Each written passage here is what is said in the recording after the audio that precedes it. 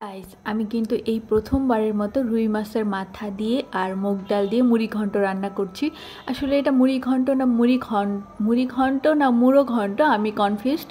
তো যাই হোক, চলো রান্নাটা শুরু করে দিই। তো প্রথমেই আমি নিয়ে নিয়েছি বড় রকমের দুইটা রুই মাছের মাথা, খুব বেশি বড় না, মানে মাঝামাঝি আর কি সাইজের। তো তারপর আমি এখানে মুগ ডাল নিয়ে নিয়েছি 2 কাপের মতো, সেটা আমি হালকা একটু ভেজে নিচ্ছি।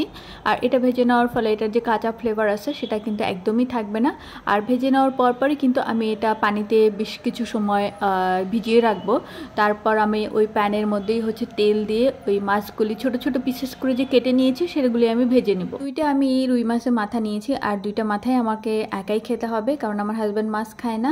তো আমি মাছগুলি কিন্তু ভালো মতো লবণ, মরিচ, হলুদ আর হচ্ছে একটু জিরা গুঁড়ো দিয়ে বেশ কিছু সময় মাখিয়ে রেখেছিলাম। এতে করে হচ্ছে মাছের যে একটা বাজে স্মেল আছে সেটা কিন্তু আর থাকে না। যাই হোক, আমি কিন্তু মাছটা এখানে খুব ভালো মতো ভেজে নিয়েছি। তারপর কড়াইতে আমি 1 কাপের মতো পেঁয়াজ কুচি দিয়ে সেটা হালকা একটু বাদামি কালার করে নিয়েছি। আর এতে কিন্তু আমি কয়েকটা লং আর কয়েকটা দারুচিনি দিয়ে এতে আমি পেঁয়াজ রসুনের পেস্টটা দিয়ে দিচ্ছি। দেওয়ার পরে এটা আমি বেশ কিছু সময় ভাজবো, কারণ কিন্তু খুব ভালো মতো ভেজে নিতে হবে, কারণ আদা রসুনের যে কাঁচা স্মেল আছে সেটা চলে যাবে। আর এটা ভাজা হয়ে গেলে আমি এতে অল্প পরিমাণে একটু পানি অ্যাড করব। পানি অ্যাড করে বেশ কিছু সময় আর কি কষিয়ে নিব। এভাবে করে 2-3 মিনিট কষানোর পর আমি কড়াইতে একটু কয়েকটা কাঁচামরিচ আমি থেতো করে দিয়েছি। আর থেতো করে দেওয়ার ফলে কিন্তু টেস্ট ভালো আসে। যে কোনো তরকারিতে আমি ট্রাই করি কাঁচামরিচটা একটু থেতো করে দেওয়ার জন্য, একদম পুরোপুরি পেস্ট করে দেই না। তারপর এখানে অ্যাড করছি হলুদ গুঁড়ো, মরিচ গুঁড়ো আর একটু জিরা গুঁড়ো। সব কিছু ভালো মতো আমি এখন কষিয়ে নিব। কষিয়ে নেওয়া হয়ে গেলে ভেজে রাখা মাছগুলি দিয়ে দিব। আর মাছ দেওয়ার পরেও কিন্তু আবার বেশ কিছু সময় কষাতে হবে। এইসব তরকারির ক্ষেত্রে কিন্তু কষানোটা অনেক বেশি ইম্পর্টেন্ট। যেই তরকারির মশলা যত ভালো মতো কষানো হবে সেই তরকারিটা কিন্তু অনেক বেশি টেস্টও হয়, আমি অনেক সময় খেয়াল করে দেখেছি।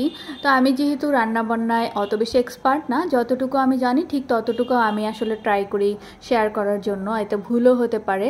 তো যাই হোক, এখানে কষানো হয়ে গেলে আমি কিন্তু এখানে 1 কাপের মতো পানি অ্যাড করে দিয়েছি। পানি অ্যাড করে দেওয়ার পর আমি ঢাকনা দিয়ে আর এখানে 2-3 মিনিটের মতো রান্না করে নেব। রান্না করা হয়ে গেলে আমি আবার একটু নেড়ে চেড়ে দেবো। নেড়ে চেড়ে যে আমি যে মুগ ডালটা হচ্ছে ভিজিয়ে রেখেছিলাম পানিতে, এর মধ্যে কিন্তু আমি এটা ভালো মতো ওয়াশ করে পানি ঝাড়া দিয়ে রেখে দিয়েছি। সেই ডালটা কিন্তু আমি এখন এর মধ্যে অ্যাড করে দিব। দেখতেই পাচ্ছেন আমি ডালটা কিন্তু মশলার মধ্যে অ্যাড করে দিচ্ছি।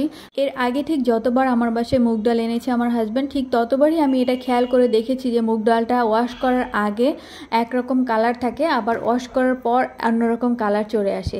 তো আমার কাছে মনে হয় যে এটা তারা অল্প পরিমাণে কালার মিক্সড করে, যেই কারণে কিন্তু মানে ওয়াশ করার আগে ডালটা দেখতে অনেক বেশি কালারফুল লাগে। তো যাই হোক, ব্যাপার না, আসলে আমরা বাঙালি, আমরা বাংলাদেশে থাকি, সো এখানে অনেক রকমের অনেক ভেজাল খাবার আমরা খেয়ে থাকি। তো আমার কিন্তু ডালটা মাছের সাথে কষানো একদমই রেডি, মোটামুটি একটা পর্যায়ে চলে এসেছে। তো আমি কিন্তু এখন এখানে অল্প পরিমাণে পানি দিব, কারণ হচ্ছে এভাবে রাখলে আরও হয়তো বা শুকিয়ে যাবে। আর মুগ ডাল কিন্তু একটু ঝোল ঝোল খেতে বেশি ভালো লাগে, আমার কাছে একদম আঠালো কিংবা ঘন ডাল খেতে ভালো লাগে না। পানি অ্যাড করার পর আমি ডালটাকে আরও বেশ কিছু সময় জাল দিয়ে নিয়েছি। তারপর কিন্তু এখন ওপরে আমি হচ্ছে গরম মশলার যে গুঁড়ো সেটা দিয়ে দিচ্ছি, দিয়ে ঢেকে দিয়েছি। তো ঢেকে দেওয়ার কিন্তু 10 থেকে 15 মিনিট পর আমি আসলে আসছি আপনাদের জাস্ট একটু দেখানোর জন্য। ওপরে কিন্তু হালকা একটু তেলও ভেসে উঠেছে, আর খেতে কিন্তু অনেক